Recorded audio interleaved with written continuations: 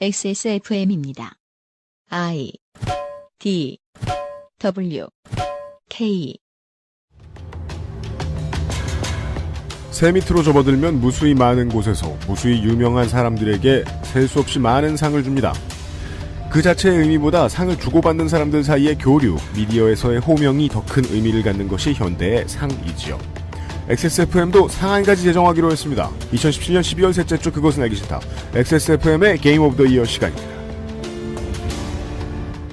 지구상의 청취자 여러분, 한 주 동안 안녕하셨습니까? 요즘은 팟캐스트 시대에서 뉴질랜드나 호주에 계신 청취자분들의 사연을 봤는데요. 여긴 여름이래봤자 별로 안 덥고 35도 이상 안 올라가요. 이런 소리를 하시더라고요.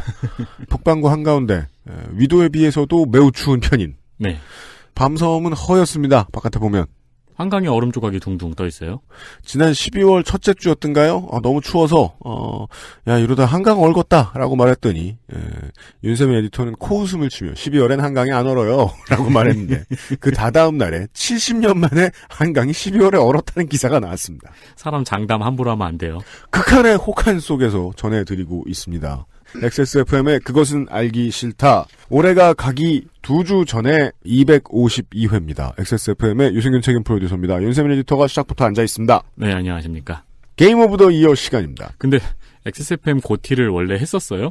올해 처음입니다. 근데 했던 것처럼 그렇게 말씀하세요? 그동안도 할 수는 있었는데요.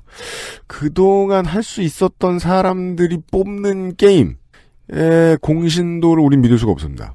예를 들면 그 배트맨 시리즈가 아니면 정품 구매를 잘 하려 들지 않는 홍성갑 덕질인이라든가. 아, 그렇죠. 이 경우에 문제는 다른 게임과 비교를 못합니다, 이 자식이. 요즘엔 또 하는 것 같더라고요. 근데 저 형의 경제력보다 많이 사는 것 같아서. 게임 오브 더 이어 같은 걸 진행할 수 있을 만큼 폭넓은 게임을 접해본 평론가를 구하기가 흔치가 않습니다. 우리가 이걸 뭐 조성주 소장한테 시킬 거예요. 네. 뭐 이걸 정은정 농축산인이 시킬 거예요. 물론 고수 한 명 있죠. 스톤콜드 도도님이라고. 아, 그렇죠. 그 사람은 게임을 평가를 못해요. 너무 쉽게 깬 다음에 뭐 쉽던데요? 라고 말하고 평가가 끝난 사람이거든. 어떤 사람인지 알아 이제. 그게 왜 어려운 거죠? 쉬워서 별로 높은 점수를 주고 싶지 않습니다. 우라카이 게임 같습니다. 이런 소리 나실까봐. 네. 오늘은 준비를 잘 해보았습니다. 뉴스 아카이브, 뉴스 라운드업을 접하신 다음에 XSFM GOTY를 시작하겠습니다. 그것은 알기 싫다는 실천하는 사람들을 위한 노트북 한국 레노버에서 도와주고 있습니다. 지난번 백스코에서는 G스타를 보고 제가 놀랐던 게 엑서비션 게임을 이제 무대에 나와서 시범 경기를 보여주는 많은 프로게이머들이 삼성 본체가 놓여져 있는 시스템 환경 안에서 게임을 하고 있었다는 겁니다. 보통 XSFM 청취자 여러분들이 키덜트들이 많죠. 이분들의 기억에 의하면은 뭐 현대 삼성 대우가 컴퓨터 만들던 시절. 제가 모니터가 3대인데. 네. 제일 오른쪽에 있는 모니터가 현대 모니터예요. 네. 아직 못 산다는 얘기입니다. 시절을 기억하시는 분들이 있으시지만, 요즘에 주류 게임을 즐기는 젊은이들은 모르거든요. 대기업들이 컴퓨터 건드렸다는 사실을. 그렇죠. 저한테는 매우 생경했습니다. 몇몇 큰 기업들이 컴퓨터로 특히나 데스크탑으로 돌아오고 있다. 박찬호 선수가 데스크탑 광고를 했었죠. 투머치 토커. 네. 그 당시에는 TV 뉴스에 그 컴퓨터 완제품 광고를 했었잖아요. 맞아요. 아마 3보 모델이셨던 걸 그랬을 거예요. 근데 지금 돌아오게 된 이유가 있죠. 고부가 가치 제품이 되었기 때문입니다. 갑자기 데스크탑이. 네. 왜요? 순전히 게이밍 시장 때문입니다. 혹자는 비트코인 때문일 것이다라고 생각하는데 비트코인에 투자하고 싶은 사람은 완제품을 찾지 않습니다. 당연히 1080 및 타이탄급의 VGA를 쭉 깔아서 돌리는 그 비트코인 전용 플랫폼이 있어요. 네, 이제 전용 채굴 장비가 나왔잖아요. 네, 그런 건 삼성이 만들지 않습니다. 네. 게이머용 PC를 만들죠. 제가 하려는 얘기는 그겁니다. 레노버가 나을 것 같습니다. 파악해 주시고요. 뉴스 라운드업 History in the making. 들으셨던 뉴스도 있고 들으시지 않았던 것 같은 뉴스들도 있을 겁니다. 윤세민 에디터가 소개를 해드리죠. 이번 주의 뉴스들입니다. 네, 어떤 컴퓨터를 쓰시던 그 부품은 중국에서 만든 겁니다. 그럼요. 문재인 대통령의 중국 방문에서 리커창 총리는 양국 경제무역부처 간 협력을 재가동할 수 있을 것이라며 사드 보복 조치에 대한 철회를 시사했습니다. 네. 하지만 언론은 기자 폭행과 혼밥을 전하는 기사가 훨씬 많습니다. 한국 언론은요? 기자 폭행 사건의 영상을 보면은 사람들이 싸움을 말리는 과정에서 중국 경호원이 멱살을 잡고 끌고 나가고 넘어진 한국 기자에게 사커킥을 하는 상황까지 와요. 경호 상황의 몸싸움은 이미 넘어선 상황인 거죠? 네. 현장에 청와대 직원도 있었고 폭행당한 기자는 안아골절로 현재 중상입니다. 중상입니다. 청와대에서는 강력하게 항의를 했고요. 중국 외교부에서는 심심한 위로를 표한다 했으며 우발적 불상사라는 워딩을 썼습니다. 공안에서도 조사 중이고 네. 이에 언론은 언론에 대한 폭거, 한국당은 굴욕 외교, 그리고 기자들 때문에 방중 외교 성과가 폄하됐다는 의견 등이 있었습니다. 네. 언론사 선정으로 기사를 검색해보니까 보수 직원, 진보 직원 할 거 없이 다 단결하는 모양새인데요. 경제지는 처음에는 같이 단결을 했어요. 나중에는 네티즌의 의견을 전하는 데 힘을 쏟고 있는 모습입니다. 왜냐하면 경제지 출신 기자가 폭행을 당했거든요. 네. 네. 한편 대통령이 중국에서 혼밥을 했다는 혼밥 프레임이 또 논란입니다. 대통령이 10끼 중 8끼를 우리 측 수행원과 함께 먹었다는 건데요. 되게 어이가 없잖아요, 이게.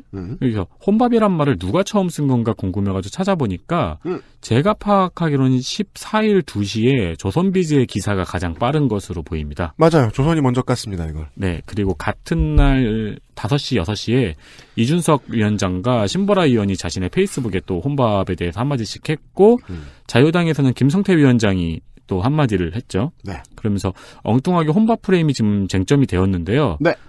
현재 기사 수는 50페이지가 넘습니다. 네. 요 기사를 읽으실 때는요, 특히나, 이렇게 보셔야 됩니다. 중국의 대통령이, 이제, 외교하러 갔는데, 네.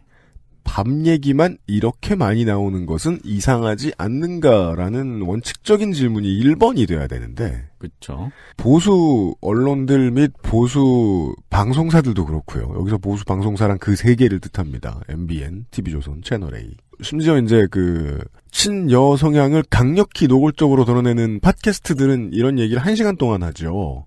그쪽들도 다 마찬가지예요. 이걸 깨는 게 중요한 게 아니에요. 이 얘기를 하는 게 중요한 거죠. 이 얘기를 하는 동안에, 그러니까 조선이 이번에 멋들어지게 성공을 한 게, 이 프레임을 보여주는 동안에, 한국 정부가 중국에서 얼마나 얻어온 게 많은지가 다 가려졌어요.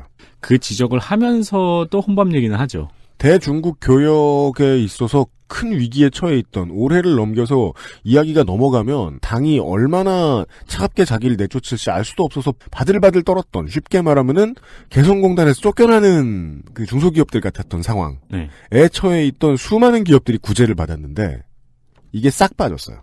그렇게 승리했습니다. 조선일보가 끝발 떨어졌다 얘기 많이 하는데 가끔씩 이런 프레임으로 성공을 거둡니다. 그러니까 조선일보 입장에서는 대통령이 혼밥 얘기를 꺼내면서 진보지건 팟캐스트건 할 거 없이 모두가 먹을 밥을 확 던져버렸어요. 그래서 다 그거 물었어요. 네. 조선일보도 그렇고 몇몇 오래된 엘리트들이 이 보수 언론 엘리트들이 알고 있는 거예요. 진짜 중요한 큰 그림을 보여주는 것보다 요런 떡밥을 던지는 게 저 반대편에서도 싸움하기 좋아한다. 저 반대편이라고 해서 싸움 안 하는데 돈 버는 사람들 아니다. 일단 싸움을 붙이는데 뭘로 싸움을 붙일까가 1번이란 말이에요. 이 사람들의 사고에. 네. 거기에 모두 휘말렸다. 저는 요즘 한국당하고 조선일보 보면은 그 생각이 나요.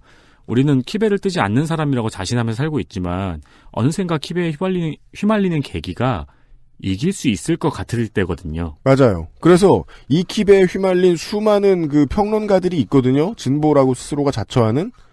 이 사람들도 결국은 중요한 부분인 방중의 대외교적인 성과에 대해서는 아예 모르고 글 쓰는 사람들이 너무 많습니다. 다음 보시죠. 그리고 이런 소식 전할 때 예. 신문에서 중국의 언론이라면서 환구시보를 꼭 인용을 합니다. 어느 중국의 특파원이 KTV를 보고서 기사를 씁니까? 예. 구글에 환구시보만 검색해봐도 저희가 웃는 이유를 알 수 있습니다. 그래서 저는 이거 가지고 환구시보는 그나마 믿을만하다는 말을 하는 사람들이 있었어요. 왜냐하면 국영지의 자매지니까. 이게 무슨 소리야!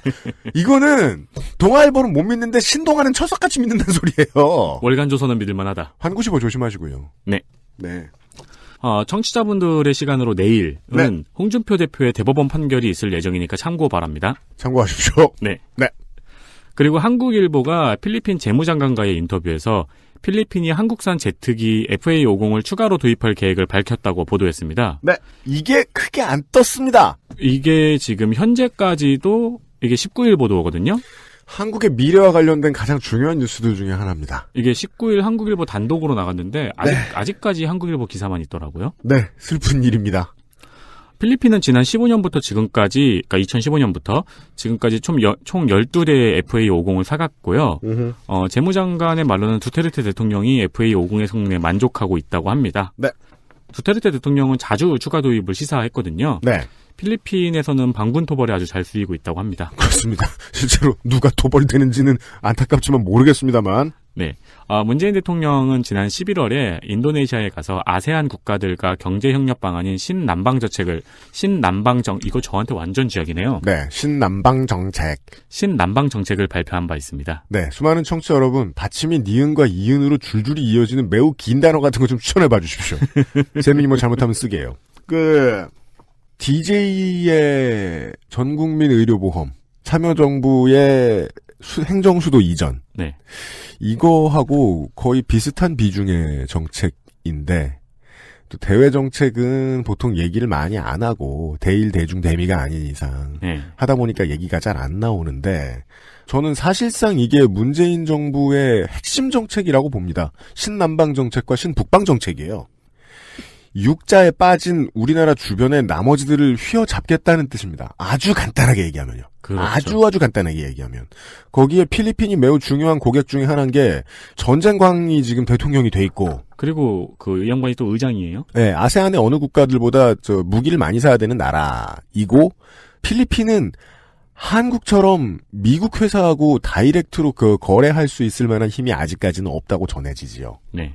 주변에 무기 파는 나라가 어딨지? 근데 북한 무기 사기 뭐 하거든요. 중국하고는 분쟁이 있어가지고 중국이 무기를 안 팔겠죠? 일본은 한국의 무기 산업을 키우겠다는 거고요. 그리고 그 두 번째는 나머지 허브로 지금 죽어가고 있는 거제도와 남해의 조선소들을 다시 살리겠다는 거고요. 그 고객을 이전에 다른 1세계의 국가들에서 아세안 국가들로 바꾸겠다는 정책입니다. 그리고 이것을 가장 우리 방송에서 참고하시기 좋은 패턴은 우리 북극여우님이 얘기를 해주셨던 올로프 팔메 시절의 스웨덴의 외교 같은 것들을 좀 기억해봐 주시면 좋을 것 같아요. 자국의 산업을 적극 동원해서 국제정치에서 좀 앞서 나가기 시작합니다. 네. 예.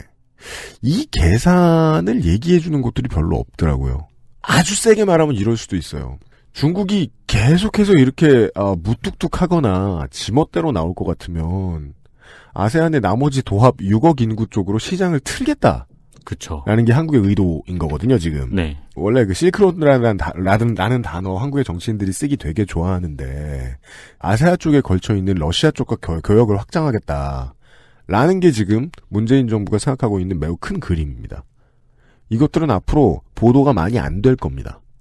순항할 가능성이 높습니다. 잘 되면 보도가 안 돼! 신남방 정책과 관련해서 돈도 돈입니다만은 정치적으로 한국이 어떤 위치를 앞으로 차지하게 될 것이냐는 종종 해석을 하는 방송을 준비를 해드릴까 합니다. 네, 마지막 하나 더 있습니다. 저희 녹음 기준으로 오늘입니다. 네. 20일에 국민의당 안철수 대표가 기자회견을 했어요. 그렇습니다. 그리고 바른정당과의 통합에 대해서 전당원 투표를 제안했습니다. 그리고 최명길 의원에 대해서도 한마디 한다 그랬는데 불쌍하다 그러고 끝났어요. 빠염으로 끝났어요. 이거 뭐 발표할 때마다 뒤에 떼수건이 있어가지고 느낌이 좀 이상해요. 귀여워 죽겠죠 아주. 그리고 이게 사진 찍는 기자들도 안철수 의원이 가운데 나오게 찍어야 되는데 네. 떼수건이 안철수 의원의 인중 밑에 바로 위치하다 보니까 떼수건을 다 찍는 게 이쁜 거야. 그러니까 떼수건까지 찍어요 꼭. 그래서 꼭 떼수건 가장 밑에 안철수 의원이 있는 스마트폰의 세로형 사진 있죠. 떼수건에 집 눌린 안철수 의원 네, 샷으로 찍어요 꼭. 무슨 국민의당이 아니라 새신의 당 같아요. 박지원 의원은 즉시 페이스북에 이를 안철수 사당화, 독재적 발상이라고 반대했습니다. 네. 우리 방송은 이런 평론을 잘 안 하다 보니까 길게 이런 얘기할 시간을 갖지 않겠습니다. 짧게만 보시면 저는 언제나 그런 주장을 했잖아요. 국민의당의 영혼의 파트너는 자유한국당이 맞다. 통합을 하고 싶으면 글로 가는 게 맞다. 네. 그런데 실질적으로 당대당 통합이라는 것은 결국은 세력 간 균형이 어느 정도 맞아 들어가겠느냐. 우리가 얼마나 싸움을 할 지분을 가지고 그 당에 들어갔을 때 새로 얻을 게 있겠느냐가 중요한 계산의 대상이기 때문에 국민의당과 자유한국당은 파트너가 될 수 없는 겁니다. 바른정당에 있던 지금 다시 한국당으로 복귀한 사람들은 이런 계산이 섰던 거예요. 친박이 와해되는 중이기 때문에 새로운 용어죠. 친홍이 되면 된다. 되면 된다. 예. 자, 민자당 계열의 정당들은 리더가 없어지는 사이에 의리로 그전에 있던 계파가 꾸준히 이어지지 않아요. 새로 헤쳐 모입니다. 네. 김영삼이 사라지자 이회창계가 빨리 생겼고요. 이회창계가 사라지자 이명박계가 빨리 생겼습니다. 아, 그쵸. 지금이 새로 줄 서는 타이밍이에요. 지금 줄을 잘 서면 된다. 그래서 바른정당에서 넘어온 국회의원들은 지금 홍준표 대표가 유죄를 받길 기다리고 있을 겁니다. 왜요? 자기 계파를 새로 만들면 되거든요. 그걸 가장 바라는 사람은 지금 새로 원내대표가 된 김성태 의원일 겁니다. 그래서 거기 들어갈 수 있어요. 자기들이 당권을 잡을 가능성이 있으니까. 국민의당은 왜 그럼 이렇게 모였을까요? 주인이 박지원이 될지 목포의 천재 누구야? 천정배가 될지 정동영이 될지 알 수 없습니다만 다 고만고만한 지분들을 가지고 있기 때문에 가야연맹처럼 굴 수 있었어요. 네. 그리고 있는 나머지 마지막 하나 미운 오리가 안철수였던 겁니다. 안철수계만 유일하게 대도시 노동자들을 대표하는 정치인이에요. 네. 그 점에서 바른정당과 맞습니다. 괴가.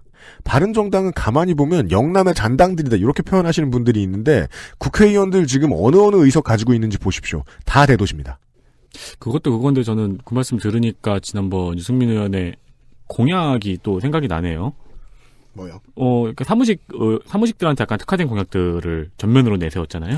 파워 밸런스상 지금 국민의당과 바른정당의 통합은 호남계에겐 아무리 봐도 맞지 않습니다. 네.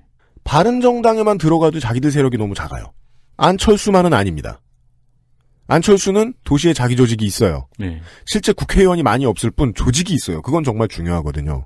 그리고 우리가 지난주에 윤세민이 지나가다 하준 얘기 싹 들려드렸잖아요. 윤세민 어느 역이더라? 만안역인가? 안양역인가? 안양역이요. 안양역에 내리면 유승민 의원 등신대가 등신대는 아니고 현수막이. 네, 현수막이. 네, 더블 아트. 네, 당원 들어오고 후보 들어와 달라고. 그거 치웠더라고요. 치웠어요? 네. 많이 들어왔나? 국민의당은 늦게 생긴 당이지만 바른정당보다는 조직이 잘 돼 있습니다. 바른정당이 가장 원하는 건 그 조직이에요.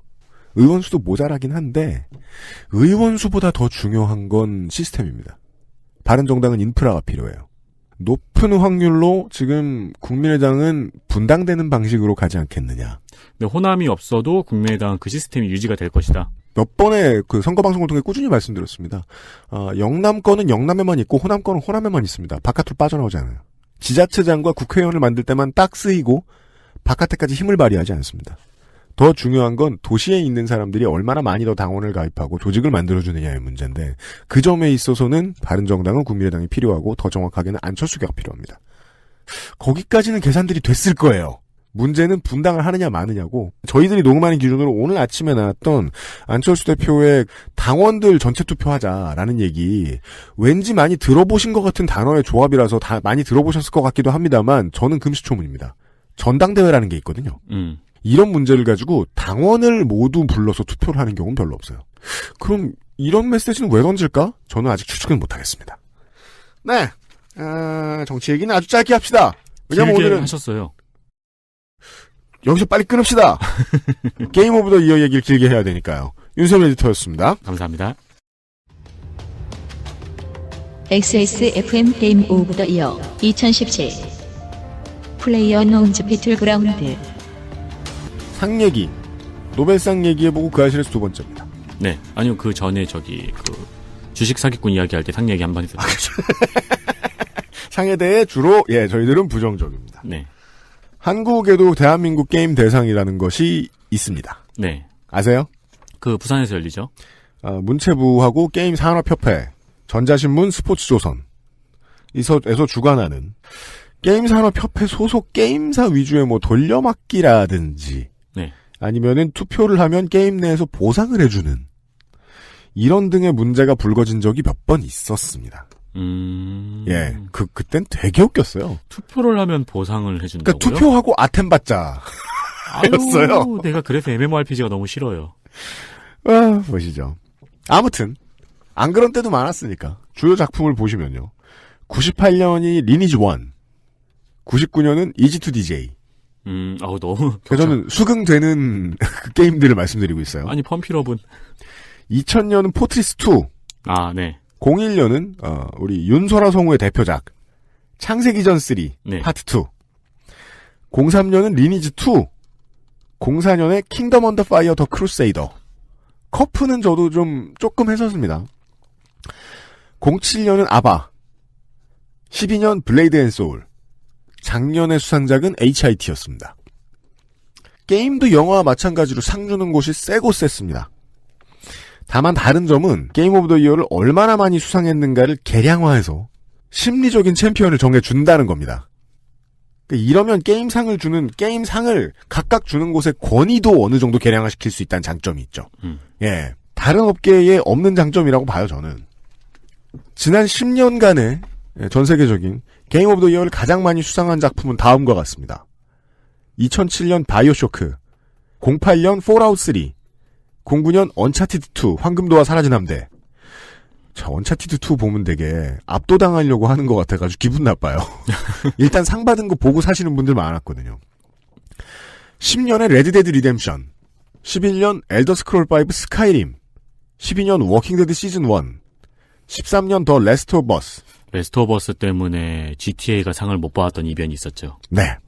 근데 해보면 또 수긍돼요. 네. 확실히 상의 권위라는 게 우습긴 해. GTA5 할 때도 처음에 울면서 했는데, 레스트 오브 어스 보고, 이건 더 울겠어. 이랬던 기억이 나요. GTA5는 울면서 친구들이랑 낄낄거리는 느낌인데, 네. 레스트 오브 어스는. 혼자 울어요. 네. 네. 그리고 나서는 걔 내 딸도 아닌데, 내 딸. 소리 지르잖아요. 엘리! 이러면서. 내 딸. 어서 살아서 욕을 좀 해라. 네. 14년 드래곤 에이지 인퀴지션. 15년 더 위쳐3 와일드 헌트, 16년 언차티드4 해적왕과 최후의 보물이었습니다. 올해도 지금 집계 중일 거예요. 근데 올해는 평론가들의 평가에 있어서 더 레스트 오브 어스나 슈퍼마리오 오디세이, GTA5 혹은 토니호크 프로스케이터 2 같은 전설의 명작들을 뛰어넘는 호평을 받은 위와 닌텐도 스위치 기반의 젤다의 전설 브레스 오브 더 와일드가 워낙 강력한 후보입니다. 네. 쓸어 담고 있습니다. 많은 후보들 가운데는 놀랍게도 베타 버전만 가지고 올해의 게임을 수상한 적이 있는 작품이 하나 있습니다. 그리고 대한민국 게임 대상을 받은 올해의 작품은 RPG가 아닌 게임으로는 제가 뒤져보니까 07년 아바 이후의 최초인 플레이어 언논즈 배틀그라운드입니다. PUBG라고 부릅니다. 플레이어 언노운은 모르는 게이머라는 뜻이 아니고요. 잠시 후에 다시 나오겠지만 이 게임의 제작자의 필명, 코딩명 이런 겁니다.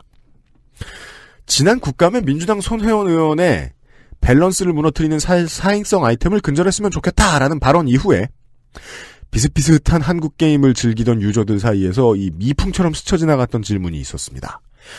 현질 안 하고 재밌게 할 수 있는 우리나라 게임도 있단 말인가? 라는 질문에 대한 해답처럼 여겨지고 있는 플레이어 언노운즈 배틀그라운드에 대한 이야기를 오늘 하고 내일 이 시간에 청해 들어보도록 하겠습니다. 근데 이거 이야기하려면은 이거에 대해서 이야기하고 싶은 사람은 굉장히 많잖아요. 제일 중요한 지적이에요. 게임에 대해서 이야기하고 싶은 사람은 세고 셌습니다. 네, 특히 배그는. 그리고 시사에 대해서 이야기하고 싶은 사람은 세고 셌습니다. 네. 그렇다고 그 알실이 뉴스파이터에 출연하는 패널을 출연시키던가요? 아닙니다. 앞으로 종종 게임과 관련된 논평을 그 알실에서 들려주실 분입니다. 소개는 별로 할 것이 없습니다. 그냥 애아빠고요. 게임 하실 것 같습니다. 딱 보면은. 그 알실에서 앞으로 게임 이야기를 자주 들려주실 이경혁 루돌로지스트입니다. 안녕하십니까. 이경혁입니다. 루돌로지스트인가요? 네. 그게 뭔데요? 예? 루돌로지스트가 뭐예요? 루돌로지는 뭐죠? 이거 설명이 좀 길어진데, 유희학 정도로 그냥 간단하게? 예, 그러니까 놀이를 학문으로 대한다 정도로 하는데, 저는 제가 루돌로지스트인지는 잘 모르겠어요. 그게 네. 되어 가세요. 앞으로. 반갑습니다. 예, 안녕하십니까. 이경혁입니다. 네. XSFM의 2017년 게임 오브 더 이어 플레이어 언노운즈 배틀그라운드에 대한 이야기입니다. 아니, 우리는 상을 주는 게 아니에요? 네. 그거 받으려고 안 할 거 아니에요. 네. 연락 닿기 힘들 거고. 예. 대한민국 게임 대상이 사실 아까 앞에서 말씀하신 것처럼 굉장히 사실은 식었었죠. 그러니까 야, 한국에서 무슨 게임 대상이냐. 매년 똑같은 온라인 네트워크 그 자동사냥 현질 유도 RPG만 나온다. 아, 이게 저는 그냥 점잖게 MMORPG라고 해주려고 그랬는데 자동사냥 현질류 RPG. 아, 왜냐하면 그냥 MMORPG라고만 하면 또 MMORPG 유저들은 화를 내실 거예요. 그렇죠. 네. 그래서 약간 구분을 정확히 할 필요가 있다고 생각을 하고 네. 어쨌든 매년 천편일률적인 소위 말하면 좀 이렇게도 얘기하죠. 한국형 ARPG들이 득세하던 시절에 한국형이란 현질이죠. 예, 살짝 저도 돌려서 말한 건데 네. 그런 것들이 계속 매년 상을 받다 보니까 도대체 이 상을 뭐하러 보냐라는 분위기가 있다가 올해 말씀드린 대로 반전이 좀 됐죠. 뒤집혔죠. 왜냐하면 배틀그라운드와 리니지2 에볼루션 두 개가 후보로 올라왔어요. 대상 후보로. 네. 그러니까 이거는 약간 구경거리가 된 거예요. 상의 의미를 바꾸는 순간이었습니다. 과연 대한민국 게임 대상은 한국 게임의 모든 역사를 대표하고 가장 많은 현질을 긁어 모으는 이 게임이냐? 네. 아니면 전혀 다른 DNA에 네, 뭔가 새로운 장르를 유행시킬 수 있는 그러니까 뭐 굳이 긍정적인 표현을 하자면 다음 세대 게임의 하나의 서광을 비춰준 게임에 상을 줄 것이냐. 사실 대상의 의미가 바뀌는 순간이었던 거죠. 그동안에 그 대한민국 게임 대상의 게임들을 쭉 보고 있었는데 그 생각은 들더라고요. 이걸 메타크리틱에 집어넣어가지고 점수 많이 받을 게임이 몇 개나 있겠나. 메타크리틱 www.metacritic.com CBS의 온라인 관련 자회사인 CBS 인터랙티브가 2001년부터 운영하고 있는 대중예술 리뷰 통계를 위한 웹사이트, 영화, 게임, 드라마 등을 포함한 TV쇼, 음반 등에 대한 평론가, 일반인들의 리뷰를 수치로 환산해 평균 점수를 만드는 시스템을 개발하였습니다. 비슷한 분야에서 유명세를 떨치고 있는 다른 사이트로는 로튼 토마토가 있는데 로튼 토마토는 주로 온라인의 평론을, 메타크리틱은 대부분 인쇄매체의 평론을 데이터로 사용합니다. 스팀이 메타크리틱 평점을 게재해주는 게임 분야의 경우 상당히 높은 영향력을 과시하고 있습니다. 저는 고등학교 때 리니지 1을 했었기 때문에 얼마 전에 돼가지고 그냥 감히 고등학생이 했단 말이에요? 그때는 돈이 어딨다고? 고등학생들이 했어요. 그때는. 네, 진짜요? 네. 옛날 추억에 한번 빠져보려고 그 디디디디디디 그 노래를 들어보고 싶어서 그럼 유튜브에서 그 노래를 찾아 들어. 네. 네. 그 깔아가지고 해봤거든요. 네. 근데 자동사냥 시스템이더라고요. 네. 그래서 자동사냥 돌려놓고 멍하니 이렇게 보고 있었어요. 한 3일 있다 깨달았어요. 네. 내가 지금 뭐 하고 있지? 어떻게 이렇게 빨라요? 30년째 하고 있는 저 리니지 광고 모델들은 어떡하라고? 아니 뭐 저는 사실 납득은 할 수 있다고 생각은 해요. 그러니까 워낙 그 30, 40대가 많잖아요, 우리나라는. 근데 그 양반들이 지금 한참 회사와 사업에 쫓기고 있고 그래도 게임은 하고 싶다고 하면 뭐 켜놓고 구경하는 것도 나름의 재미가 있다. 왜냐하면 매출이 또 증명을 하죠. 어마어마한 매출을 내긴 해요. 그래서 인정은 합니다만은 그때 깨달았어요. 네. 아, 이거 회사원들이 게임 즐기는 방법이구나. 네. 저도 사실 휴직 중이지만 아직 회사원 입장인 관계로 네. 이해는 합니다만 우리가 소위 말하는 나는 게이머다라는 정체성을 갖고 있는 사람들이 그것을 이해는 하되 용납은 할 것인가는 또 다른 문제라고 생각은 하거든요.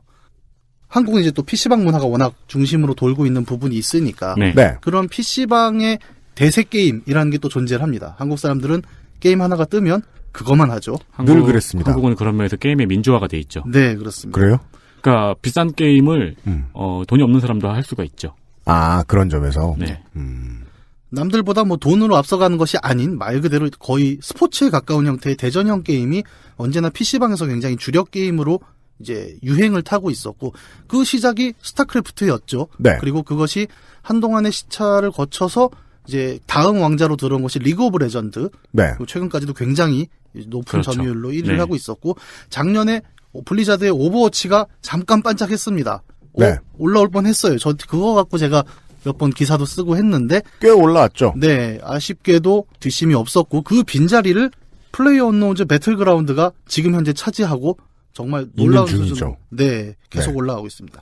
스팀이라는 이제 그 PC 플랫폼 기반으로 지금 매출이 나오고 있는데 왜냐면 거기밖에 없었잖아요, 그동안. 네, 그렇죠. 네. 정발이 안 됐으니까. 네, 아직도 얼리 액세스고 21일 날 이제 정식 오픈이 되죠. 얼리 액세스 PC용 게임 플랫폼인 스팀이 도입한 제도로 완성되지 않은 베타 버전을 사용자가 미리 플레이해볼 수 있도록 하는 방식입니다. 원래 액세스판의 게임 혹은 프로그램 역시 유료로 판매되기도 하는데 자금 사정이 좋지 않은 개발사가 크라우드 펀딩 대신 이 방식을 활용하기도 하지요. 소비자가 위험을 감수하고 구매를 해야 하다 보니 원래 액세스판이 많이 팔렸다는 것은 해당 게임에 대한 관심이 매우 높다는 증거가 되기도 합니다. PC방에 가서 카카오 서버에서 했어요. 아, 진짜요? 네. 아, 이제는 포 카카오가 생겼죠? PC방에서 공짜로 하려면 카카오로 할 수밖에 없어요. 사실 스팀을 제가 말씀을 드린 건 이제 PC 플랫폼이 세계적으로 가장 잘 그 판매량이나 플레이 시간이 집계되는 어느 정도의 기준점으로는 활용이 될 수 있는데 네. 스팀에서 그동안 이제 항상 1위를 하던 게임은 도타2죠, 도타2. 그동안 1위를 하던 거를 압도적인 사용자 판매량과 플레이 시간으로 훨씬 넘어버렸습니다. 네. 제가 알기로 한 2017년 11월 기준으로 거의 300만 명 동시 접속자를 달성하는 쾌거를 국산 게임이 이뤄냈다는 거죠. 60억 인구의 동접 300만이라니. 네. 비교가 될 건 그 전에 도타가 약 동접 70만에서 80만 사이였다는 거죠. 그것도 엄청난 일인데요. 네. 그러니까 이전의 1위를 압도적으로 넘어서는 게임이 한국에서 나왔다라고 해서 일단 국내 게이머들은 굉장히 놀라워했고 네. 또 자동 사냥 좀 취하고요, 일단. 네. 네. 약간 그런 얘기도 있죠. 근데 이제 사실 프로듀서가 외국 사람 아니냐. 왜냐하면 이 게임, 그러니까 배틀그라운드라는 것은 사실 처음에 모딩이라는 것으로 시작이 됐어요. 모딩이요? 네. 모딩이란 게 뭐냐면 왜 그런 거 있지 않습니까? 스타크래프트가 이제 가장 대중적이니까 설명을 해보면, 네. 그러니까 그 안에 보면 유즈맵 세팅을 한 번씩들 해보셨을 거예요. 제가 유즈맵 스타크래프트 넷부를 아직까지 하고 있거든요. 아, 예. 저는 최근에 봤더니 아예 안에다가 포트리스를 만들어 놨더라고요, 사람들이. 네, 맞아요. 그래서 시스템 쿨을 쏘면 이렇게 떨어져 죽고 막 그 구름 밑에 싸서 떨어뜨리고 네, 이런 게 다 네. 구현이 돼 있고. 네. 게임의 소품들을 이용해서 새로운 게임을 만들어내는 네. 걸 뜻하죠, 유저들이. 예. 모딩이 요즘은 아무래도 또 뭐 사실 리그 오브 레전드도 모딩에서 나왔잖아요. 배틀그라운드 같은 경우에는 아르마라는 그 밀리터리 액션 게임이 있는데 굉장히 아르마. 사실적이거든요. 네. 아르마 시리즈. 체코의 제작사인 보헤미아 인터랙티브가 만든 밀리터리 슈팅 게임. 탈 것의 기종과 병사 특기에 따른 복잡한 조종, 총기의 0점 조절과 반동, 흔들림, 탄도의 움직임 등이 정교하게 적용되어 이제까지 나온 전쟁 관련 게임들 가운데 가장 사실성에 치중한 작품으로 평가받고 있으며 따라서 초심자에게 극히 어려운 난이도의 게임으로 불립니다. 이 작품을 개조한 VBS 시리즈는 훈련용으로 미국과 호주에 군납되고 있습니다. 그래서 뭐 탄도학도 이렇게 총을 쏘면 거리마다 떨어지고 뭐 낮밤 시간 바뀌고 심지어는 그 나침판을 볼 때 미니맵으로 보는 게 아니라 나침판을 꺼내서 방어각을 계산해야 되는 정도로. 그래야죠, 게임은. 내가 전쟁을 해야 되는데, 요 옆에 이렇게 공중에 나침반이 떠있기를 바라긴 좀 그렇잖아요. 그러니까 이제 하기 편한 게임이냐, 현실감 있는 게임이냐. 네네, 그렇죠. 그래서 어떤 사람들은 이게, 게임이라기보다는 약간 시뮬레이터 아니겠느냐, 뭐 그런 평가를 받는 굉장히 하드코어한 밀리터리 게임인 아르마가 있었고, 그 아르마의 모딩. 네. 죄송합니다. 모드로서 긴장하지 마세요. 걱정돼 죽겠네. 모둠 초밥 먹고 싶네요. 많이 긴장해 계셔. 네. 아르마의 모드로서 이제 배틀로얄이라는 개념이 플레이어 언노운, 브랜든 그린이라는 사람에 의해서 정립이 되게 되죠. 기존의 총싸움 게임들 우리가 많이 해봤지만 이제 팀을 짜서 싸운다거나 캡처 더 플래그, 어떤 특정 지역을 점령한다든가 하는 개념이 아니라 처음으로 이제 배틀로얄이라는 장르가 여기 들어온 건 뭐냐면 100명이 한 지역 안에 놓고 그렇죠. 최후의 한 명이 남을 때까지 살아남는 것이 최종 우승자가 되는 라스트맨 스탠딩이라고도 하는데 그렇습니다. 그 개념이 들어오게 됩니다. 저는 이 개념을 처음에 듣고 너무 기가 막힌 거예요. 왜요? 이 재밌는 걸 왜 아직까지 생각을 못했을까? 네, 그러니까 그동안 예를 들어 서든어택이라든가 아바 같은 거를 보면은 뭐 웨어하우스처럼 그냥 킬수를 단순하게 올리는 그런 거라든가 아니면 지역을 점령하는 게임이라든가 뭐 캡처 더 플래그 뭐 아니면은 탱크를 어디까지 끌고 가야 되는 굉장히 다양한 시스템들이 개발이 계속 되었고 사람들이 거기서 매력을 느꼈잖아요. 근데 그것들이 결국엔 되게 단순하잖아요. FPS는 결국 시스템 자체는. 근데 배틀로얄이라는 거는 이전에도 컨텐츠가 있었는데 왜 이걸 아직까지 아무도 성공을 못 시켰었지? 사실 비슷한 컨셉이 이제 다른 장르에서는 좀 있었습니다. 스타크래프트를 예를 들어보면 프리폴이라는 게 있었죠. 근데 그거는 그냥 컴가기용으로. 네, 프리폴 같은 경우도 이제 소위 말하는 다대다에서 최후의 한 명이 살아남는 개념은 있었는데 네. 이제 FPS나 밀리터리 게임에서 다루기 어려웠던 건 아무래도 좀 기술적인 문제도 있었죠. 왜냐하면 밀리터리 액션 게임을 해보시면 아시겠지만 모든 맵이 통로형이었어요. 네. 항상 코너를 꺾거나 실내거나 아니면 굉장히 엄폐물이 많은 어떤 길을 따라가는 형태의 맵이었다면 네. 그게 기술적인 한계가 들어가 있는 부분이 있죠. 옛날에 레인보우 식스의 에어포트라는 맵이 네. 있긴 있었는데. 근데 이제 그것도 굉장히 넓어 보이긴 했지만 어쨌든 주력 콘텐츠는 아니었고 주로 집 안, 건물 안, 어쨌든 그 구현이라는 것이 통로를 기점으로 될 수밖에 없었던 어떤 하드웨어적, 소프트웨어적 한계가 분명히 존재를 했었죠. 매퍼가 좀 전지전능하잖아요. 언제나 맵을 처음에 시작할 때는 매퍼가 생각할 때도 그렇게 할 수밖에 없었겠다는 거죠. 뭐 우리가 흔히 생각하는 5대5 FPS 게임을 생각했을 때는 처음에 밀집 지역이 있고 그리고 흩어져서 숨는 지역이 따로 있고 네. 약간 이제 그 스나이핑을 할 수 있는 거리가 있는 뭐 좁은 은폐 지역이 있고 포인트 그런 걸 다 하다 보니까 여러 명이 서로와 함께 싸우는 그런 시스템은 그 맵 갖고는 안 됐어서. 당장 지금 우리 얘기하는 배틀그라운드 같은 경우에 처음에 딱 플레이해본 사람들이 느끼는 감정이 그거죠. 그러니까 개활지다 여기는. 네. 그 느낌을 처음 받습니다. 그냥 평평한 개활지가 아니라 그것도 구릉, 바위 이렇게 소위 말하는 맞아요. 은원패가 가능한 환경이 개활지상에서 최초로 구현이 됐다는 거죠. 근데 맞아요. 그게 그동안 우리가 했던 다른 FPS 게임처럼 여기저기 은원폐물이 널려있지 않아요. 그래요. 진짜 어디 시골에 놀러 간 것처럼은 그러니까 저는 처음 해보고 되게 깜짝 놀란 게 어느 논에 그냥 뚝 떨어져요. 저쪽에 집이 있고. 그렇죠. 그럼 저는 거기까지 뛰어가야 돼요. 네, 그러다 죽고. 네. 프라이팬 맞아서. 그러니까 그 감각이 사실 아마 기존에 FPS 플레이하던 게이머들에게는 굉장히 좀 새롭게 많이 다가왔을 것 같고요. 처음에 어디 숨어야 되지? 뭐 네. 이런 생각 안 해도 되고. 네. 그리고 이제 그 배틀로얄이라는 방식 자체, 그러니까 100명이 한 지역에 뛰어내려서 점점점 원이 줄어들거든요. 그래서 교전을 숨을 수가 없습니다. 사실 영화 배틀로얄 생각하시는 분들하고 다른 개념이 요 지점이에요. 영화에서는 네모난 좌표가 안전구역으로 설정이 됩니다. 네. 그래서 뭐 그쪽으로 피해야 된다, 이동해야 된다 이런 개념이 있는데 이 게임의 안전지역은 원이 돼요. 네. 동그란 원이 되고 이 원이 매 라운드마다 점점점 줄어들게 됩니다. 그렇죠. 그래서 100명이 처음에는 흩어져 있기 때문에 서로 어디 있는지도 모르는 감각이었는데 이 원이 줄어들다 보니까 어쨌든 싸워야 되는 거죠. 싸울 수밖에 없게 되더라고요. 제가 이 나이에도 불구하고 꽤 우승 경력이 많은 편인데 아, 진짜요? 네. 나중에 말씀드렸지만 배그는 제가 보기엔 샷발로 하는 게임은 아닌 것 같습니다. 아, 네. 제가 어려운 단어가 많이 나옵니다. 샷발. 제가 이제 이 방송을 한다 그래가지고 주위 사람들을 꼬셔가지고 이제 가서 해봤는데 최고 4위까지 했었거든요. 네. 근데 4위를 한 이유가 어느 집에 계속 있었어요, 그냥. 네. 네. 제가 있는 집을 중심으로 원이 이렇게 줄어들더라고요. 근데 나중에는 그 원이 진짜 요 앞이 돼요. 네. 예, 네. 예, 그냥 팔 벌려서 한 바퀴 도는 수준, 그러니까 집 하나 정도의 원밖에 안 되더라고요. 그러면 이제 어디 숨어있던 사람들이 전부 다 튀어나와가지고 개싸움을 하더라고요. 그럴 때 그 집을 보통 뭐 도곡동 타워 팰리스가 됐다. 아, 인구 밀도가 예, 높아져서. 소위 그 네. 땅값이 올라가면서 이제 부동산 메타라고 하죠. 음. 좋은 땅을 잡고 오래 버티는 것도 굉장히 중요한 이제 플레이 방법 중에 하나죠. 네. 어쨌든 그렇게 안전지역이 좁아진다는 개념을 통해서 100명이 끊임없이 전투를 하게 되고 되게 재밌는 게 일종의 서사구조가 나오죠. 그러니까 후반으로 갈수록 그 긴장감이 점점 더해져요. 탑4를 해보셨다니까 아시겠지만 마지막 한 10명이 남은 순간에는 숨도 못 쉬거든요. 맞아요. 살짝 움직이면 보이지 않을까? 그리고 이 게임이 다른 게임처럼 뭐 적이라고 해서 다른 어떤 표식을 붙여주는 게 아닙니다. 그냥 풀, 나무 이런 데 섞여서 사람이 쓱 지나가요. 그렇죠. 잘 안 보여요. 네, 잘 안 보이기 때문에 언제 지나갈까를 뚫어지게 보고 있는데 아무 소리도 안 들리는 그 막판 원의 긴장감이라는 게 게임의 절정을 만들어내거든요. 네.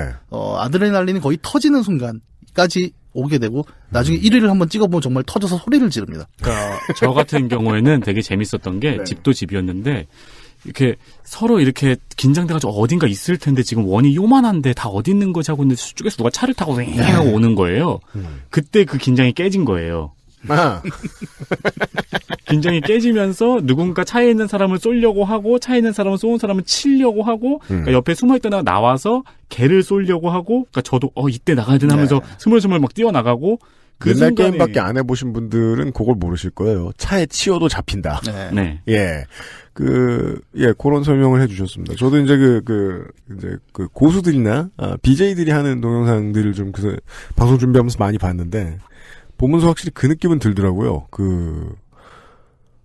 다른 어떤, 도덕적인 사유 같은 게 전혀 남아있지 않은 아주 순수한 경쟁이거든요? 현대인들에게 이것보다 더 재미있는 놀이 소재가 있을까라는 생각이 들었어요. 게임에 대한 개괄 정도를 알려드렸습니다. 정식 오픈이 된 줄로 아시는 분들이 너무 많아요. 너무 많이 오래 해봐가지고. 정식 오픈은 저희가 지금 방송 녹음하는 오늘 되게 내일 21일 날 정식 오픈. 21일, 저 청취자들이 들으시는 그날 됐습니다. 네. 네. 이 게임에 대한 개요를 아무렇게나 말씀을 해드릴 거예요. 광고를 들으시고 좀 더 얘기를 더 나눠보죠. 그것을 알기 싫다는 업그레이드된 과일, 건강해진 스낵, 프로넥에서 도와주고 있습니다. 안녕하십니까, 김상조입니다. 네, 새로운 광고가 들어왔습니다. 먹을 거 광고 원래 잘 안 봤는데. 예, 프로넥이라는 새로운 제품이 들어왔습니다. 읽기도 어렵습니다. 네. 프로넥입니다. 예. 과일을 과일을 아주 얇게 썰어서 아주 얇게 썰어서 건조를 한 건조를 한 제품인데요. 이런 게 많아요. 네. 이거를 이런 비슷한 상품들을 사다 드셔본 적이 있고 저희들도 예전에 다른 광고 문의 들어와서 먹어본 적이 있었는데요. 결과는 여러분들이 더 잘 아시죠. 내쫓았습니다. 네. 맛이 없었거든요. 네. 그리고 씹는 식감이 되게 건조한 스폰지 씹는 식감이잖아요, 대개는. 건조한 스폰지를 씹어본 적이 없어서 잘 모르겠습니다만은 좋진 않았던 것 같아요. 네.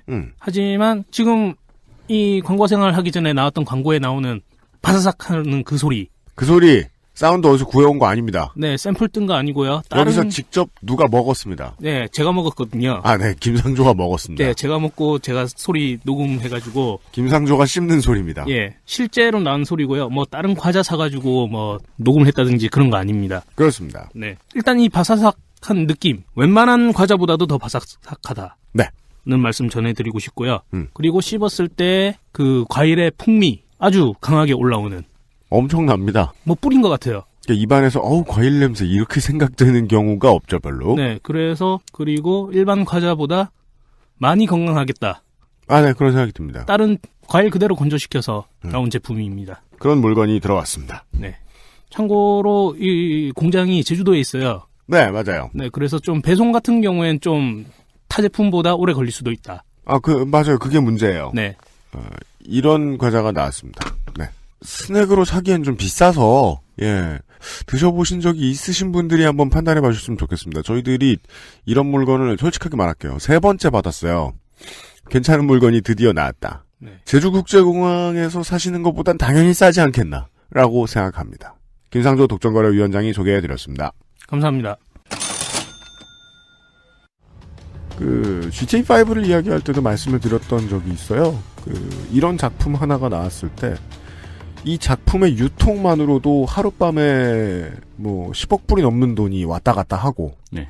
CPU, 그래픽카드, 램, 메인보드, 모니터 등등 해서 수많은 컴퓨터 부품 시장이 요동을 치고, 네.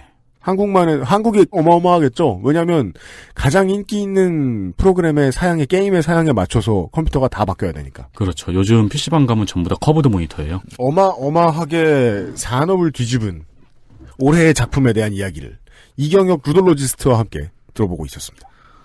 사양 얘기가 나왔지만 사실 요즘 PC방 가면 그래서 분위기가 많이 바뀌었습니다. 이 기존의 메이저 게임이던 리그 오브 레전드가 사실은 사양을 크게 타지 않는 저사양 게임이었습니다. 예, 그래서 예전에 그런 기사도 나왔죠. 용산 울상. 그래도 근데 제 컴퓨터에서는 안 돌아가더라고요. 저 아주 아저씨 같은 얘기 할 수 있어요. 제가 게임하려는 목적으로 PC방을 안 가본 지가 10년이 돼가요. 네. 근데 게임하려는 목적으로 PC방을 안 갔으면 저는 PC방을 가본 적이 없는 겁니다. 그럼요. 그래서 PC방이 어떻게 바뀌었는지 몰라요. 집에 프린트가 없으면 가끔 가게 되죠. 몰랐다가 MBC 모 케이블사의 예능 프로그램이죠. 어서와 한국은 처음이지라는 외국인들이 한국 여행 오는 프로그램 보고서 요즘 PC방을 TV로 처음 봤어요. 깜짝 놀랐습니다. 다 기계식 키보드. 네. 스나이퍼용 에이밍이 가능한 게이밍 마우스. 다 커브드 모니터. 토할 뻔했어요. 의자 짱 편해요. 잘 뻔했어요. 앉자마자. 심지어 어떤 PC방은 제가 갔는데 의자 뒤에다가 우퍼 스피커를 넣어놨더라고요. 맞아요. 그런 의자 있잖아요. 네. 그러니까 저는 아저씨의 입장에서 그걸 궁금해하는 거죠. 야, 이게 돈이 되나봐 이렇게 투자하고도. 옛날엔 굶어 죽는다고 난리였는데 옛날 그 사양으로도 리니지가 돈 얼마 받아가 망한다고 난리쳤었는데 이제 저렇게 고급화해놓고도 되나봐 장사가. 약간 저도 뭐 이제 제가 PC방 관계자는 아니지만 네. 살펴보면 이제 좀 그런 게 많이 바뀌었죠. 예전과 달리 이제 선불제가 됐고요. 네. 그래서 낙전 수입이 좀 발생을 할 거고 그리고 이제는 그 요식업 쪽 허가를 같이 받는다고 해요. 그래서 안에서 조리가 됩니다. 그래서 진짜 옛날에는 라면을 사 먹으려면 제가 가서 계산대로 갔어야 됐거든요. 네. 네. 지금은 라면을 누르면 나오는. 라면을 누르면 클릭하면은 좀 이따가 갖다 주는 건데 갖다 주는 게 라면만 있는 게 아니고 뭐 치킨 마요 이런 거 갖다 줘요. 아 진짜요? 네. 내가 게임하고 있으면. 아. 저는 까르보나라도 먹어봤습니다. 네. 안에 조리장이 까르보나라를 드셔보셨다고요? 아니 실제로 까르보나라가 되는 곳은요 알리오 올리오도 될 가능성이 높아요. 오 깜짝이야. 그 정도로 이제 많이 바뀌었고. 네. 근데 이제 말씀하신 대로 어떤 그 리그 오브 레전드가 유행하던 시절에와는 달리 요즘은 어떤 현상이냐면 PC방에 이제 배틀그라운드가 대중화가 되면서 네. 다시 한번 사양 업그레이드가 이제 폭풍이 한번 불었죠. 네. 심지어는 이태원 PC방 같은 데는 이제 제가 가보면은 대기표를 줍니다. 왜요? 왜냐하면 지금 업그레이드가 덜 된 상태인데 네. 배틀그라운드가 원활히 도는 자리는 아직 자리 모자라서 없어서. 예, 대기표를 받아요. 그래서 제가 배틀그라운드 하러 갔을 때 되게 신기했던 게 뭐냐면은 보통 PC방은 라인 형태로 좌석이 있잖아요. 네. 이쪽 라인 다 오버워치, 이쪽 라인 다 롤, 저쪽 라인 다 배틀그라운드. 아, 롤석은 조금 된 사양. 네. 나머지는 최신 사양. 네. 이겠네요. 특히 이제 FPS 같은 경우는 요즘 그것도 따지잖아요. 모니터 주파수. 그럼요. 144 아니면 안 하려고 그런 친구들도 많고요. 아, 진짜요? 네. LCD 초창기에는 그 반응 속도 때문에 CBT 쓰는 사람들도 있었어요. 네. CRT구나. CRT. 예, 그 정도고, 뭐, 저기 다른 PC방 가보면 요새 BJ석이라고 해서 따로 있어요, 또.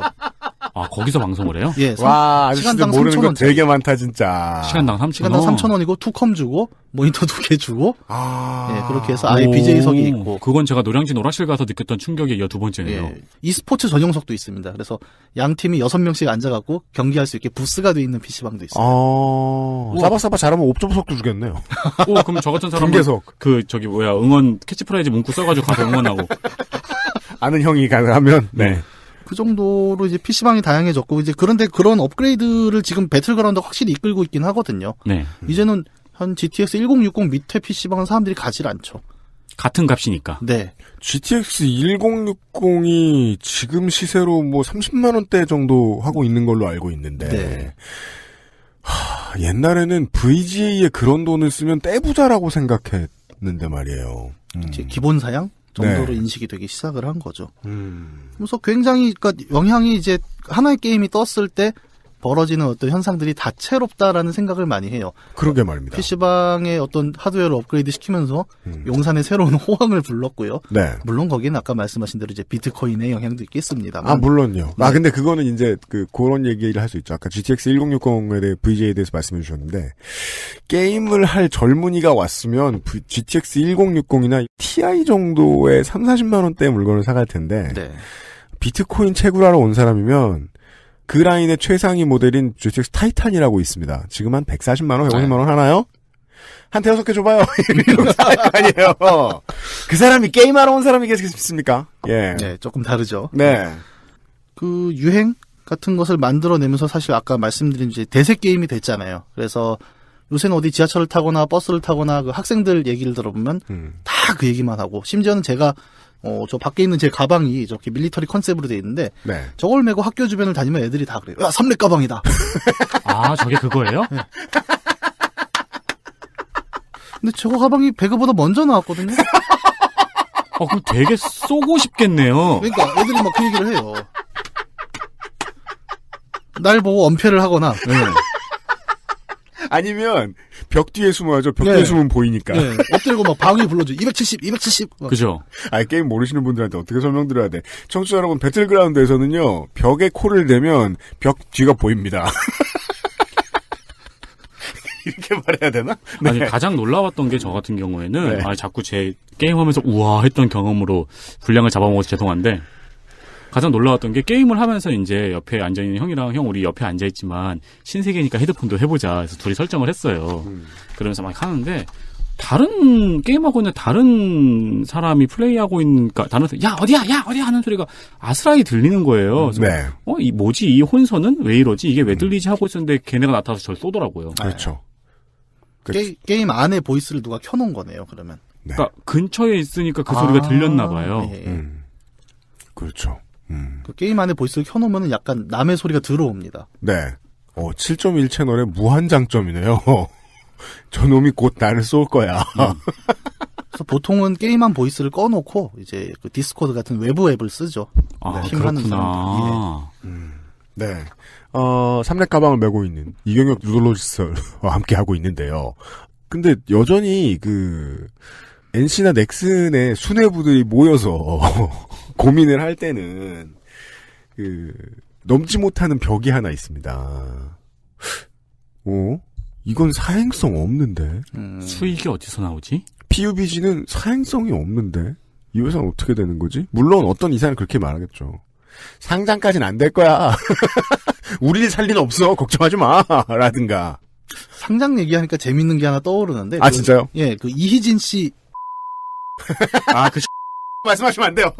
그런가요? 그러니까 그 혐의로 재판을 받았던. 그렇군요. 네. 제가 방송이 처음이라. 네. 어쨌든 이희진 씨 사건에 사실 이 배그가 연루가 살짝 돼 있죠. 맞습니다. 네. 제가 게시판에서 봤는데 어떤 분이 이희진 씨 얘기를 듣고 우회상장 주식을 하나 샀는데 그게 블루홀이었는데. 네. 블루홀 이 게임의 제작사죠. 한 900 정도에 들어갔다가 뉴스 보고 망했다고 손 놓고 있다가 어느 날 보니까 2억 2천이 됐다고. 그래서 다시 한번 이희진 씨를 믿어보자라는 이야기를 하는 사람들이 있는데 청취자 여러분, 이희진 씨는 이거 말고도 수백 개의 업체를 추천해줬고요. 그 중에 다수의 업체가 어떻게 되었는지는 다시 한번 주식 투자하시는 분들 확인해 보시고요. 사실 블루홀 전에도 블루홀만큼의 대박은 아닌데 그 뒤에 떴던 주식이 또 있었어요. 네. H라고. 네. 다시 얘기합시다. 나머지는 다 안 됐다는 얘기입니다. 네. 네. 예. 배틀그라운드가 어쨌든 이렇게 폭풍 같은 인기를 지금 모으고 있고, 거의 일종의 스타, 롤에 이은 대세 게임으로 등극을 하고, 하나의 문화 현상이 됐죠. 이제 너도 나도 되게 어떤 군사적인, 탄도 얘기를 제가 강의실에서 들을 줄은 정말 몰랐거든요. 탄도학, 볼리스틱스. 네.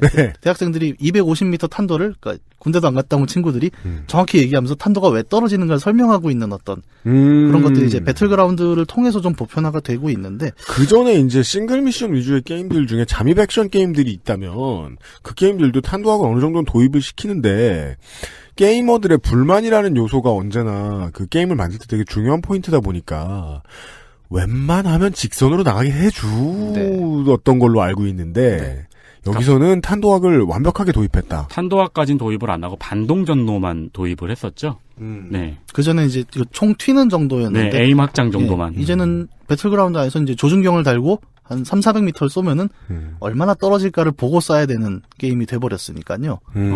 그래서는 아마 프로들 이제 방송하는 거 보시면 아시겠지만 장거리 저격을 할 때 십자선 가운데다 쏘질 않죠. 이렇게 위에다 잡고 한 400m 되겠다 싶으면 0점을 바꾸거나, 그렇죠. 아니면 그 각만큼을 이제 올려서 쏘거나 이제 이런 개념들이 들어가는, 사실 이게 되게 어렵거든요. 네. 그게 이제 군대에서 우리가 멀중가중으로 네, 맞습니다.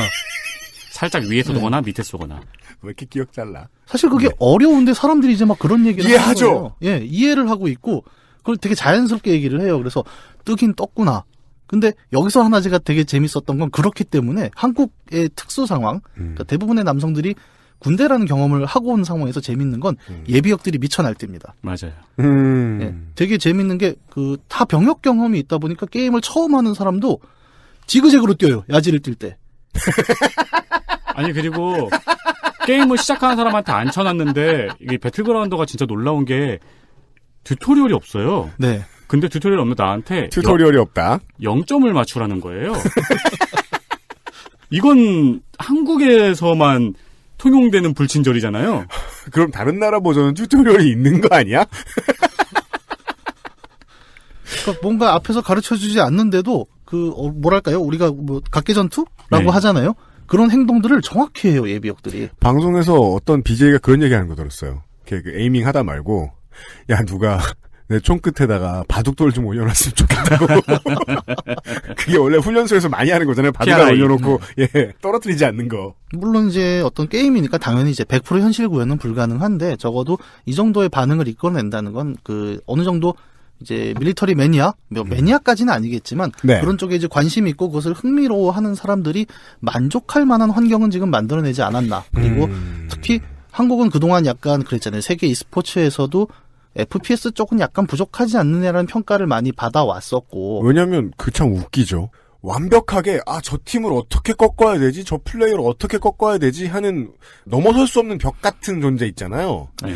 그런 존재가 안 나타나면 한국은 그 종목 못 한다 그래요. 네. 근데 그렇다고 한국이 카스 같은 거 대회 나가면 꼭 중만 썼느냐 아니거든요. 이름 꽤 올렸거든요. 네, 그렇죠. 예. 그래서 사실 아까 말씀드린 대로 이제 한국이 워낙 그 강한 e스포츠 문화 그리고 한국 특유의 대부분의 남성이 병역 경험이 있는데 밀리터리 게임이 유행을 했다라는 점은 이제 한국의 그 PC방이라는 되게 두꺼운 뉴스팜을 기반으로 해서 다가올 배틀그라운드 e스포츠는 또 한 번 이제 국뽕의 시기가 한번 오지 않겠나 이런 예측을 한번 과감하게 해볼 수도 있겠고요. 그전엔 네. 전차병들이 월드 오브 탱크를 네. 하면서 막 죽을라 그러잖아요. 답답해서 이게 아닌데. 그래서 저는 저 전차병들을 별로 믿지 않아요. 대대로 긴 시간 동안 전차병과 포병들이 나는 포트리스를 잘하는 포병을 본 적이 없고 월탱을 잘하는 전차병을 본 적이 없어요. 그건 물론 게임 잘못이겠지. 포트리스를 잘하는 포병이라고 말씀하시는 거 보니까 확실히 포병은 아니시네요. 네, 그럼요. 네. 포트리스를 잘하는 관측병을 찾아야죠. 그래. 잘못했습니다. 네. 예. 국민 중 35%가, 소형 혹은 중화기를 다루어 본 나라. 그 이스라엘에서 왜 선수 안 나와? 거참. 예. 그 인터넷이 잘 안 되나? 아프가니스탄은. 예. 그런 것까지 분석해 주셨습니다. 근데 저는 몰랐어요. 국방부가 오버워치 대회를 한다고요? 올해 했었죠. 그거는 군인들 대상입니까? 네, 군인들 대상으로 했었고. 옛날에도 써든 했어요. 아, 그래요? 네. 저 때만 없었던 스타도 건가요? 했어요. 그래요? 네. 저보다 할아버지 군번인데 어떻게 잘 알아? 휴가 주고 막 그랬어요. 아, 진짜요? 네. 내가 게임을 못했기 때문인지 모르겠다. 올해는 또 스포티비랑 같이 했나요? 생방송을 아예 해버려갖고. 그 막판에 보면 그 진사단 표정을 한번 쫙 잡아줬죠. 휴가를 뺏긴 사단. 네. 사단장은 응원 안 나왔나 몰라? 되게 분위기가 강력했던 걸로 알고 있어요. 제가 또 그 국방일보에 글을 쓰지 않습니까? 아, 네, 그렇죠. 예, 같이 이런저런 얘기하는데 농담처럼 야 그럼 배틀그라운드를 내년에 한번 해보는 건 어때? 뭐 이런 얘기도 지금 살짝 해보고 있고. 사실은 아까 뭐 각계전투 얘기를 했지만 이거는 국방부에 붙으면 되게 재밌을 거예요 아마. 그럴까요? 저는 되게 재밌다고 생각을 합니다. 물론. 국방부에서 그 각계전투 같은 거 교육하는 교관들이 있잖아요. 군인들이 있잖아요. 그 사람들이 이걸로 한번 교육을 해볼까라는 생각은 벌써부터 하고 있겠죠. 네. 고개를 내면 총 맞는 거를 여실히 알려주니까요. 아, 그렇죠. 네. 그래서 빨리 그걸 수정했으면 좋겠어요. 벽에 얼굴을 대도. 반대편이 안 보이는 쪽으로. 그럼 너무 힘들어질래나, 게임이? 그거 수정되지 않았나 싶습니다. 그런가요? 예, 내일 모레 정식 패치를 한번 봐야겠죠. 그렇죠. 네. 예, 정식 패치가 나오죠. 예. 예. 배틀그라운드를 왜 이렇게들 하게 되었는가? 물론 다른 전쟁과 관련된 게임들도 되게 많고요. 사실성이 있는 게임들도 많은데 비슷한 이런 질문을 했던 것 같아요. 수많은 전쟁 영화와 드라마들이 있었는데 네. 우리는 왜 그렇게 여전히 올타임 넘버원으로 밴드 오브 브라더스를 그렇게 많이 이야기를 하는가. 왜냐면 처음 보면 필름 마감의 색깔도 다 누렇게 해놨고 다 백인이고 하나도 못 뽑았는데 몇 번 보다 보면 볼수록 새로운 게 나오거든요. 맞아요. 네. 예. 이게 그러니까 물론 모든 저널을 사실이라고 믿고 봐서는 안 됩니다만은 전어요? 그러니까 모든 저널. 네. 예, 모든 기록을 사실이라고 믿고 봐서는 안 되겠습니다만은 그 밴드 오브 브라더스를 보고 있으면 전쟁상은 실제로는 전했나 보다 라는 생각을 정말 많이 하게 되거든요. 네. 근데 많은 PUBG를 하는 사람들이 그렇게 생각하나 봐요. 화기 주고 프라이팬 및 칼 주고 살아남으라고 하면 저렇게 되나 보다 라는 생각을 진짜로 하게 되나 봐요. 네. 결국 사실성 그 몇 끗 차이에서 명작이 나오는 모양입니다. 이 게임이 무슨 매력이 있어서 이렇게 많은 사람들이 하게 되었는가를 짧게만 소개를 해봐드렸습니다. 삼렙 가방을 메고 들어온 이경혁 루돌로지스트와 함께하고 있습니다. 올해의 XSFM GOTY PUBG 이야기를 하고 있었습니다. 손혜원 의원은 내년 국감에 가면 배틀그라운드 칭찬을 하고 있겠네요. 왜냐하면 1년이 지난 뒤에도 배틀그라운드를 제외하면 한국은 여전히 자동사냥 사행성 RPG 시장으로 돌아갈 거거든요. 내일 이 시간에도 이 이야기를 조금 더 해볼 텐데 내일 이 시간에 들려주실 얘기는 뭐가 있을까요? 가장 큰 흥행을 했다 보니까 도대체 왜 배틀그라운드 이렇게 흥행이 됐나. 근데 하나의 게임이 대세가 되고 그 장르가 이제 보편화되기 위해서는 단지 네. 게임이 재밌어서라는 설명만으로는 좀 부족하다고 생각을 해요. 한 게임이 뜨는 데는 반드시 어떤 그 사회적인 변화와 맥락을 함께하는 부분들이 있을 것이고 그렇습니다. 예, 배틀그라운드 유행도 그 앞선 게임은 어땠으며 그렇기 때문에 그 게임의 단점을 보완하기 위해서 어떤 것이 보완되었다. 그리고 그 두 세대의 차이에서 발생하는 게임을 플레이하는 사람들의 변화가 함께 맞물리면서 어떤 하나의 게임 유행을 만들지 않았나. 네. 그래서 그런 얘기를 좀 정리를 해보려고 합니다. 이런 얘기까지 하실 수 있단 말입니까? 진짜 재밌겠네요. 게임사 혹은 사회사와 관련된 어떤 이야기들을 좀 청취자 여러분들 머릿속에 있는 것들과 비교하면서 이야기를 들어보셔도 좋을 것 같습니다. 그리고 그 아실이 이제 이렇게 연속되는 특집을 만들 때 제 패턴이 있어요. 뭔데요? A회에서 신나서 말을 막 한 다음에 B회가 시작되기 전에 현자 타임이 와가지고 그죠. B회에서는 닥쳐요. 말이 좀 없어져요.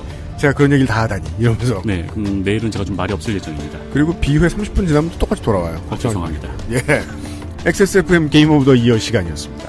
크리스마스 주간에 마련한 시간이었습니다. 내일 이 시간에 이대로 세 사람이 다시 한번 인사를 드리도록 하겠습니다.